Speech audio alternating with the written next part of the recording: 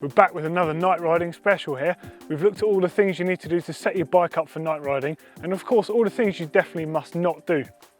But tonight we're looking at the skills you need to ride in the dark.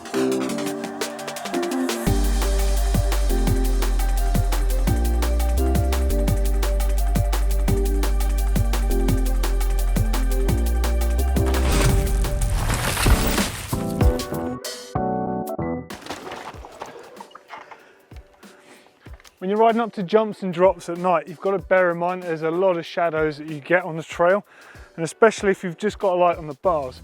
This is where your headlight comes in really important, because it lights up the dark patch just immediately in front of the drop. It's always important to have a look at these sort of things before you tackle them off-road, and if you can, get a mate to light them up for you just to make sure you know what you're doing. Just like riding any sort of technical or blind obstacle out on the trail, if you're going to be tackling things like jumps, you definitely want to make sure you're riding something that's familiar and really predictable with a good takeoff. Just like that. It's important to remember that even with the brightest of lights, you're still going to get shadows on the floor. So sections like this, where it's really rooty or even rocky or tree stumps, you're not going to really be able to see the size of those obstacles brilliantly. So it might be worth bringing your speed down a little bit and taking your time just to make sure there isn't anything there that's worse than you've actually seen. It also shows the importance of having a headlight as well as the one on your bar, because that extra angle will definitely take away some of those shadows. One of the most important factors to consider when cornering is being able to look past the beginning of the turn towards the exit point.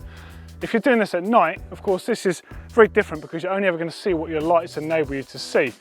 If I just turn on my main beam here, you'll see that I can only see up to the centre of the turn, and really for full control you need to be able to see towards the exit point of the turn. So as you can see here, even on main beam, I can only really see towards the middle of the turn. This is fine if you're going a little bit slower, but if you really want to come in at a good amount of speed, you need to see your exit point, and this is where the helmet lights come in handy. If I just turn on my helmet light, you'll be able to see that I can look around towards the end of the turn and comfortably see my way through. With your light on your handlebars and on your head, you're always going to have a blind spot down here in your peripheral vision that's dark. And obviously that's where your feet are. So it's really important about trying to time your pedal so you don't clip your feet on any obstacles, because that can cause massive crashes. I also like to push a slightly harder gear so my feet aren't getting near the floor quite so often. And if I think it might be getting close, I'll play it safe and not pedal. So there you go, there's a few skills to think about when you ride at night, and it's a lot of fun, isn't it? Definitely a good way to tick away the winter hours, of course. Yeah, if you want to know everything about lights and the way to set your lights up on your bike, click down here. Up there for 10 mistakes you don't want to make when you're riding at night. On the logo to subscribe to JMVN if you haven't done already. And up there, if you want a new jersey like Doddy's got, that'll take you through to the JMVN shop. Guys? It's dark in here. What's that noise? Is that Blake?